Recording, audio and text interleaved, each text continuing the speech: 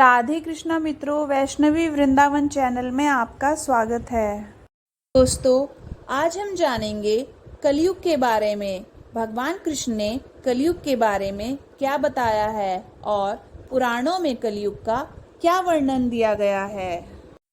कलयुग का वर्णन करते हुए भगवान श्री कृष्ण कहते हैं कि कलयुग में ऐसे लोगों का राज्य होगा जो दोनों ओर से शोषण करेंगे, बोलेंगे कुछ और, करेंगे कुछ और, मन में कुछ और होगा और कर्म में कुछ और होगा।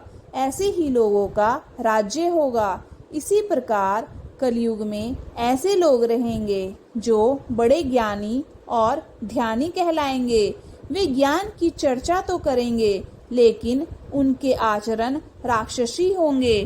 बड़े पंडित और विद्वान कहलाएंगे, लेकिन वे यही देखते रहेंगे कि कौन सा मनुष्य कब मरेगा और हमारे नाम संपत्ति या पद कब होगा।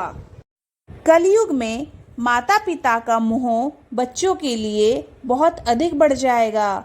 मोह माया में ही घर बर्बाद हो जाएगा। किसी का बेटा घर छोड़कर साधु बनेगा तो हजारों व्यक्ति दर्शन करेंगे, लेकिन अपना बेटा साधु बनता होगा तो रोएंगे कि मेरे बेटे का क्या होगा। इतनी सारी ममता होगी कि उसे मोह माया और परिवार में ही बांधकर रखेंगे और उसका जीवन वहीं खत्म हो जाएगा। अंत में वह अनाथ होकर मरेगा।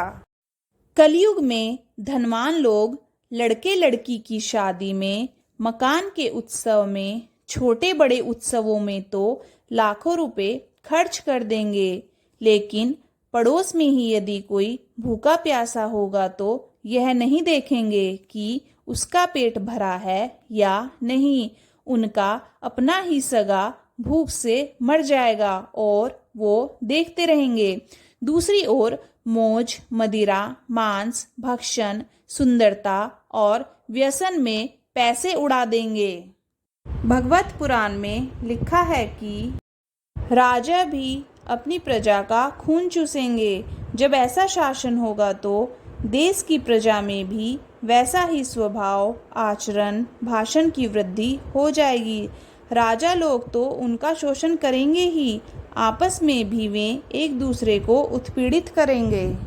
भविष्योत्तर पुराण में ब्रह्मा जी ने कहा है कि हे नारद, भयंकर कलयुग के आने पर मनुष्य का आचरण दुष्ट हो जाएगा और योगी भी दुष्ट चित्त वाले होंगे। संसार में परस्पर विरोध फैल जाएगा।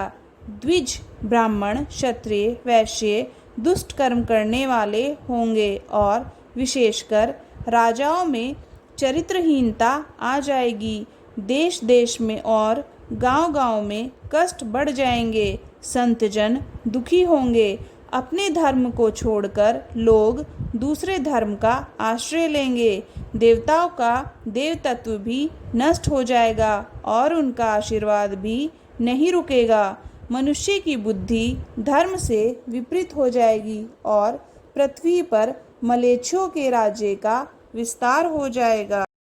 महर्षि वेदव्यास जी के अनुसार वेदों का पालन कोई नहीं करेगा। कलयुग में विवाह को धर्म नहीं माना जाएगा। शिष्य गुरु के अधीन नहीं रहेंगे। पुत्र भी अपने धर्म का पालन नहीं करेंगे। कोई किसी कुल में पैदा ही क्यों न हुआ हो, जो बलवान होगा वही कलयुग में सबका स्वामी होगा। सभी वर्णों के लोग कन्या बेचकर निर्वाह करेंगे। कलयुग में जो भी किसी का वचन होगा वही शास्त्र माना जाएगा। कलयुग में थोड़े से धन से ही मनुष्यों में बड़ा घमंड होगा। स्त्रियों को अपने बालों पर रूपवती होने का घमंड होगा। कलयुग में स्त्रियां धनहीन पति को त्याग देंगी और धनवान पुरुष को ही अपना पति मानेंगी। जो अधिक देगा उसे ही मनुष्य अपना स्वामी मानेंगे। उस समय लोग प्रभुता के ही कारण संबंध रखेंगे। सारी धनराशि घर बनाने में ही समाप्त हो जाएगी। इससे दान पुण्य के काम नहीं होंगे और बुद्धि धन के संग्रह में ही लगी रहेगी। सारा धन उपभोग में ही समाप्त हो जाएगा।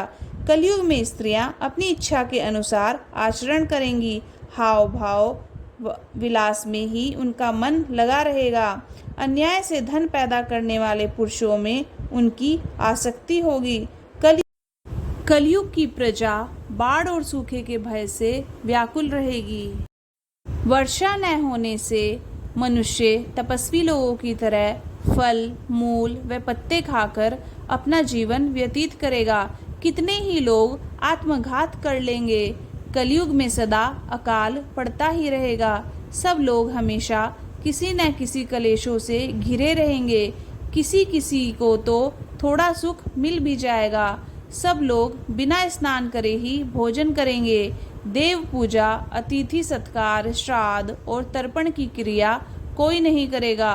कलयुग की स्त्रियां लोभी होंगी। इतना ही नहीं, वे दुराचारी पुरुषों से मिलने की अभिलाषा करेंगी। लोग वेदों में कहे गए व्रत का पालन किए बिना ही वेदाध्यापन करेंगे। गृहस्थ पुरुष न तो हवन करेंगे, न ही सत्पात्र को उचित दान देंगे। कलयुग की अधिकता बढ़ने पर लोगों की आयु कम होती चली जाएगी। उस समय 5, 6 अथवा 7 वर्ष की स्त्री और 8, 9 या 10 वर्ष के पुरुषों से ही संतान होने लगेगी।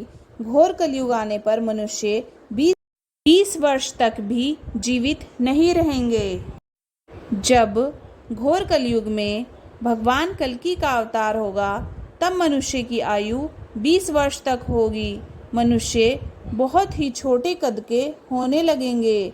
गायें भी बकरियों की तरह छोटी छोटी और कम दूध देने वाली हो जाएंगी।